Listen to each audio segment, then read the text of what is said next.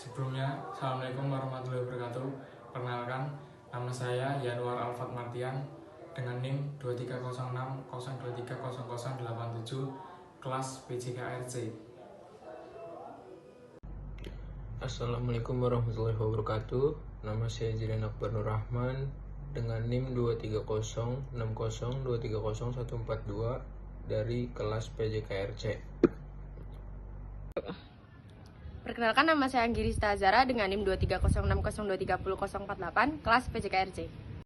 Nama saya Muhammad Dimas Andre Wicaksono, kelas PJKRC, NIM 230602300182. Perkenalkan, nama saya Alan Nizar Ramadan dengan NIM 230602300183 dari PJKRC.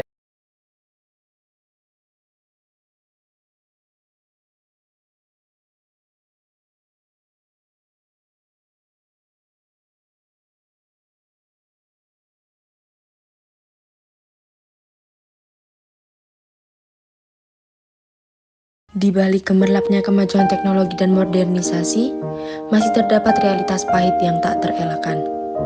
Kesenjangan pendidikan menjadi salah satu momok yang menghantui bangsa ini, menghambat kemajuan dan menciptakan jurang pemisah yang semakin lebar. Video dokumenter ini akan mengupas tuntas realitas kesenjangan pendidikan, mulai dari akar permasalahannya hingga dampak yang ditimbulkannya. Akar permasalahan kesenjangan pendidikan tertanam dalam berbagai aspek, mulai dari disparitas ekonomi, akses terhadap infrastruktur pendidikan, hingga kebijakan pemerintah yang belum optimal. Halo. Kita lagi nyiram anak-anak. Awas.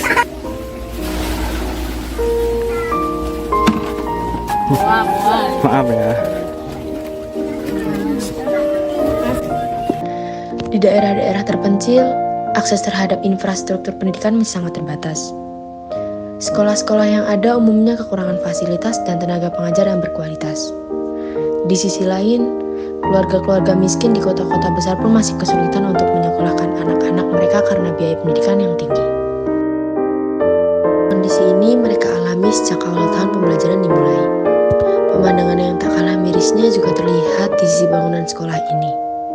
Atap yang mulai keropos dan mulai ambruk, serta dinding yang mulai terbelah lantaran usang dimakan usia.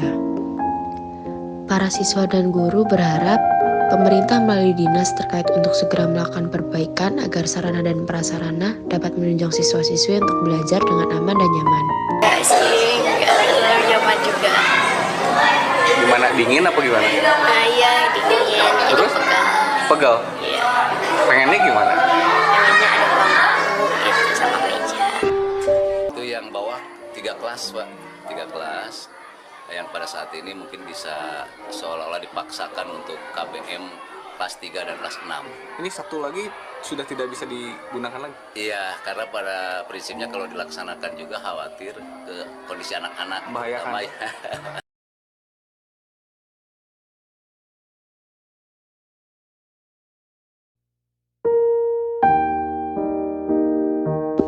Anak putus sekolah yang terpaksa bekerja, masuk dalam lingkaran setan kemiskinan, membuat anak meski ikut membanting tulang membantu perekonomian keluarga. Kesenjangan pendidikan bukan hanya masalah yang terjadi di permukaan, tetapi juga memiliki dampak jangka panjang yang signifikan bagi individu, masyarakat, dan bangsa. Pada provinsi yang jadi epicentrum COVID-19, angka anak putus sekolahnya tinggi. Sepanjang tahun 2020, Provinsi Jawa Barat dan DKI Jakarta menjadi daerah dengan kenaikan angka putus sekolah tertinggi, seiring dengan kebijakan pembatasan yang diberlakukan demi menghentikan penyebaran virus COVID-19. Lalu, apa kata pejabat di jajaran pendidikan soal anak putus sekolah kala pandemi? Ini adalah pengaruh dari pandemi yang memang untuk DKI dan Jawa Barat sangat tinggi, sehingga kreativitas anak-anak muncul, bagaimana bisa melakukan suatu aktivitas yang bisa menghasilkan.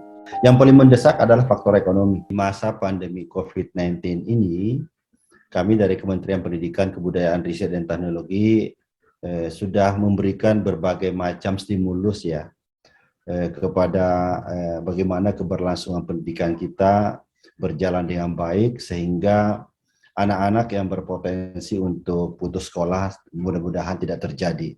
Selain dana BOS ya untuk penyelenggaraan pendidikan, itu dikelola oleh sekolah, kita memberikan dana personal yang sifatnya untuk kepada siswa, sehingga apa yang menjadi kebutuhan siswa, apakah itu pembelian buku, seragam, kemudian transportasinya ke sekolah, ini bisa melalui bantuan ini.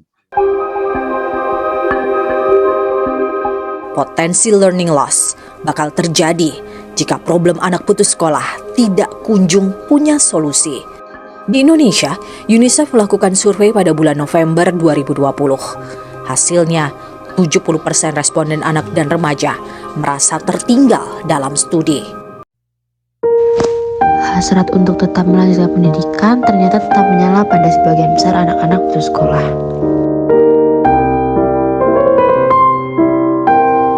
Problem anak tidak sekolah merupakan isu multidimensi yang membutuhkan sinergi dan dukungan kuat dari berbagai sektor, baik itu pemangku kepentingan pemerintah maupun non-pemerintah.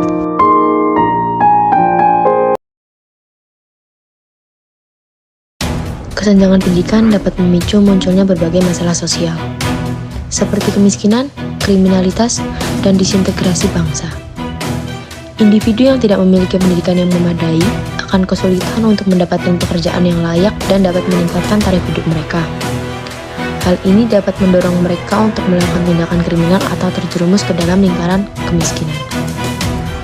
Sepanjang tahun 2020 terdapat 2.336 kasus kejahatan yang terjadi di Bandar Lampung.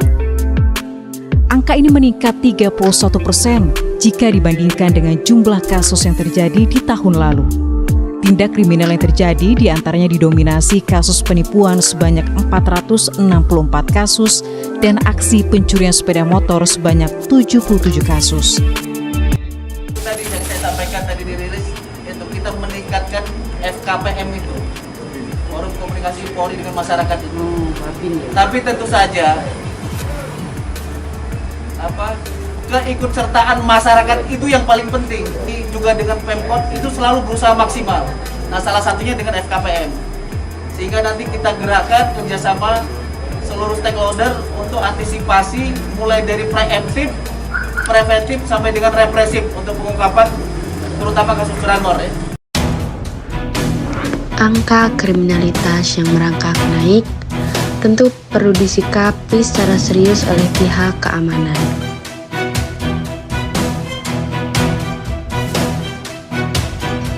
Profesor Sunarto menilai aksi dan tindakan yang terjadi perlu peran aktif aparat keamanan.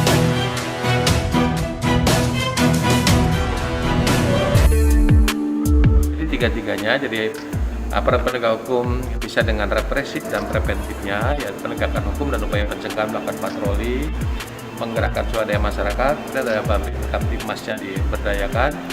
Kemudian dari masyarakat sendiri, pemerintah itu ada dua hal. Pertama, mengefektifkan masyarakat dengan ronda malam, atau ada linmas yang sudah dibentuk hampir 2.000 lebih ya di Bandar Lampung. Selain itu, aparat dituntut untuk merangkul semua pihak dan bekerja sama dengan kejaksaan serta pengadilan untuk menegakkan hukum yang tegas dan menciptakan kehidupan bermasyarakat yang aman.